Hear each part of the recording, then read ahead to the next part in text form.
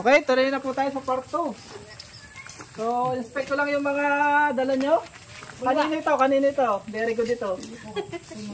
Kanino ito?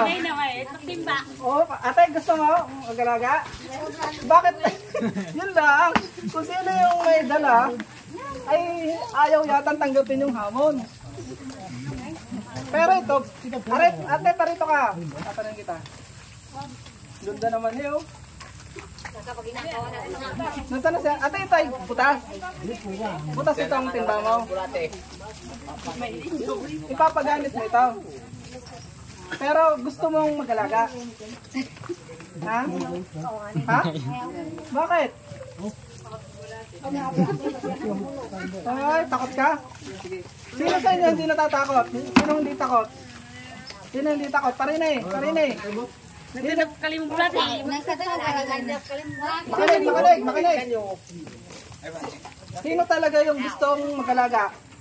Ito hihingin ko na kay ate. Dahil ayaw niya, gagamitin mo pa ito. So hihingin ko na ito sa iyo. At ibibigay natin sa, ito kayo walang lason, walang ano, malinis ito. Yung walang lason, ibig sabihin. Sagad natin. Kita mo, kinakamay lang na saro, damang na saro. Sino ang willing na mag-alaga? Nasa na mga kuya, nasa loob.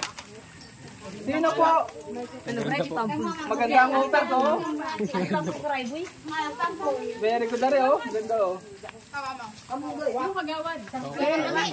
Sino po ang willing talagang mag-alaga? Ito yung maganda mga tuyo na oh. Ito hindi na ma-acid, malamig na ito. Oh, may dumi pa ng ano rin, dumi ng kambing. Bibigyan ko pa ng libreng dumi ng tupa. Yung mag-aalaga, oh, may dumi pa ng ano. Oh, bigyan na natin ito sa mag-aalaga. Kita nyo? Yan ay napakasarap lamasin, oh.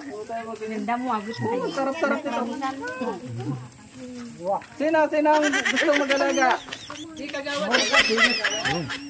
Kuya, sini ka sabi ko. Yun. Yayaman yan. Kayo po ay konsehal dito. Nanalo kayo ngayon konsehal. Konsehal. Alfredo Taiwan. Oh. May tumanggap na po ng hamon si konsehal Alfredo Taiwan. Oh. Documented ka kayo sa Agibaloy TV. Oh. Sa TV ng mga mangyan. Ikaw ito yung symbolic na tinanggap mo na yung hamon. Oh. Kaya ilagay mo ngayon ng dandahan. So yan ako. Tinataktak na. Panoorin nyo. Ganito lang sa umpisa. Habang wala pa po kayo, ito naka-ready lang sa ibang lalagyan. At pagbulok na, pwede nyo ipatong dito pag ubos na po ito. Tapos habang binubulok ito ni Konsyal, magre-ready ka Konsyal ng panibagong lalagyan na ganito. So ngayon ay atin didiligan. Every 2 weeks po, para wag siyang maghihinaw muna ako. Yan na! Yan na! Nilabas na oh! Ang pansit, oh, yan oh. Spaghetti. Spaghetti. Kita nyo yung kulay, oh. Maasul-asul. Yun po yung healthy. So, ibinigay ko sa iyo ng healthy.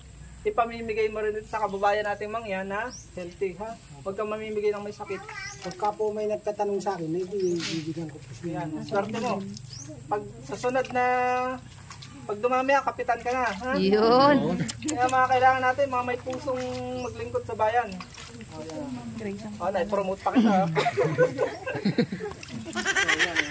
Ganyan kuya, lagi niyo po Konsyal na didiligan. Ganyan lang ha. Bawal po yung lunod. Yung nakita niyo yung sprayer ng papalayan, yung sabog, ganun.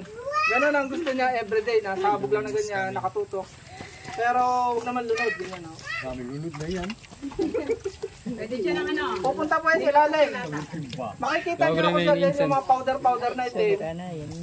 Hayaan siya kumapal ng mga ganyan bago niya harbisin. Tapos ito tatakloban niyo lagi araw-araw ng sariwang dahon ng saging. Titingnan niyo kung may mga daga, kung may mga ginaganyan-ganyan. Pag may nakita kayong puting ganyan, yan ay uok. Tatanggalin niyo na agad kay magbibreed ko yun doon. Daga, ang kalimitan ay daga at palaka. Yan. So, kaunti lang at baka si Konsyal mahirapang magbuhat. So, yun lang. Maraming salamat na wae. May natutunan kayo. Success yung ating training dahil may tumanggap ng hamon. Kung walang tumanggap ng hamon, ay wala tayong output. Ano? Yun lang at God bless sa inyo.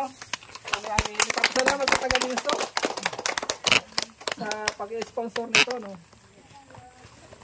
God bless po sa atin at tayo ay maghiwa-hiwalay na ng pumayo kayo, magpakarami ang bulate. All bulate go! Sobrang higpit.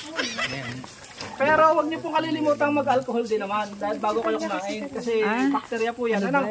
Baka sabihin niyo tinuruan kayo ng kadamangan sir. Bakterya po yan. Mag-alcohol din po kayo. Maraming salamat po. Hugas kamay, hugas kamay. Hindi po ng marami. Yay!